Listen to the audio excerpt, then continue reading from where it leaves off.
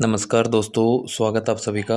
दोस्तों, यदि आपके भी इनमें से कोई क्वेश्चन है, जैसे ग्रुप 56-57 कोर्ट केस से रिलेटेड अपडेट, बाकी ग्रुप के एग्ज़ाम से रिलेटेड, ग्रुप डी की दूसरी लिस्ट से रिलेटेड, या फिर अगला सीटी होगा या नहीं होगा, और अगर होगा तो कब तक होगा, और इसके अलावा ग्रुप डी कॉमन कैडर वालों का पोर्टल कब तक खुलेगा, यदि आपके इनमें से कोई भी सवाल है तो वीडियो को लास्ट तक और ध्यान से ज़रूर देखें।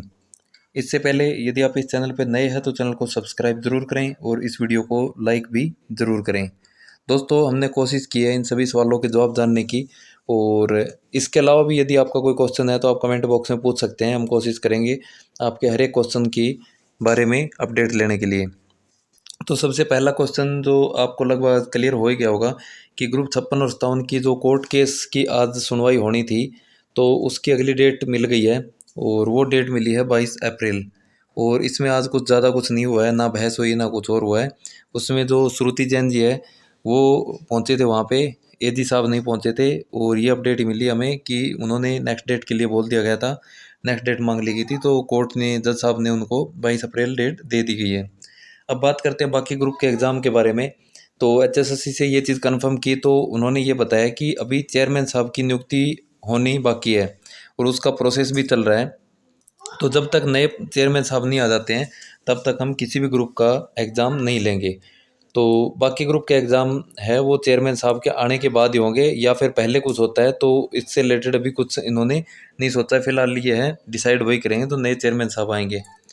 ग्रुप डी की दूसरी लिस्ट के बारे में यदि बात करें तो जो 5 नंबर का मामला था, 5 नंबर जो कॉमन कैंडिडेट थे उनकी लिस्ट जारी की गई है, तो उसका फैसला भी अभी सुरक्षित रख रखा है कोर्ट ने। तो वो फैसला आ जाएगा, उसके बाद जो दूसरी लिस्ट है वो डालने के लिए बता रहे हैं। यानी कि एचएससी वाले तो ये बोल रहे हैं कि जब 5 नंबर का मामला क्लियर हो जाएगा उसके बाद ही डालेंगे। लेकिन जहाँ तक मुझे लग रहा है कि आपकी दूसरी लिस्ट है वो आचार संहिता खत्म होने के बाद ही आने के चांसेस है, क्योंकि बीच में फिर ज्वाइनिंग के लिए भी परमिशन मांगनी पड़ती है चुनाव आयोग से, काफ़ी प्रोसेस रहते हैं। तो ऐसा मुझे नहीं लग रहा कि ये करेंगे। बाकी देखो इन फ्यूचर क्या होता है। दूसरी लिस्ट है वो आचार संहिता के बाद चांस लग रहे हैं। और इसके अलावा यदि हम बात करें अगले सीटी के लिए, तो अगले सीटी के लिए ये बताया जा रहा है कि सरकार जो है दोबारा से ड्राफ्ट तैयार करके एचएसएससी को भेजेगी। उसके अनुसार हम अगला सीटी लेंगे, उसमें नियम में कुछ बदलाव भी किए जाएंगे। तो सीधा सीधा ये भी बोला गया उसमें कि जो नए चेयरमैन साहब आएंगे तो शायद उसके बाद ही इसके ऊपर कुछ विचार किया जाए।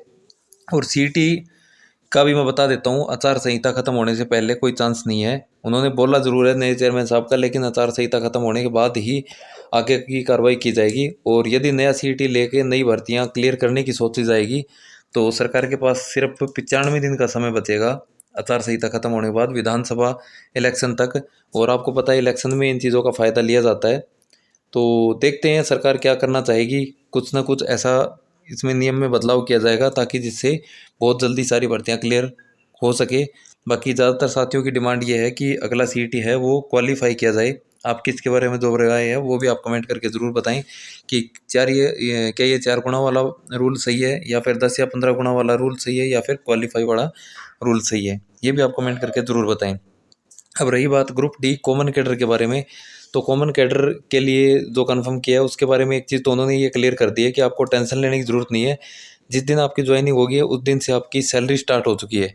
आपको घर बैठे उसकी सैलरी मिलेगी, चिंता करने की ये ज़रूरत नहीं है। कुछ साथी ये सोच रहे हैं कि घर बैठे कैसे मिल जाएगी, तो वो आपको घर बैठे मिलेगी। इसकी भी आपको टेंशन लेने की ज़रूरत नहीं, क्योंकि आपकी ज्वाइनिंग हो चुकी है। और पोर्टल है वो नेक्स्ट वीक में खुलने की संभावना बताई जा रही है, इस वीकेंड में नहीं तो नेक्स्ट वीक तक पोर्टल खुल जाएगा। और उसके बाद आपको जो है पोस्ट प्रेफरेंस वगैरह भरनी है।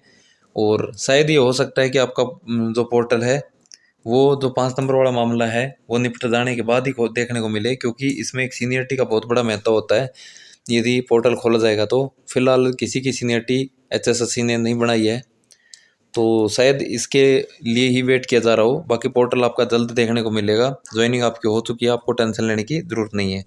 तो ये कुछ अपडेट थी। वीडियो को लाइक और चैनल को सब्सक्राइब जरूर करें।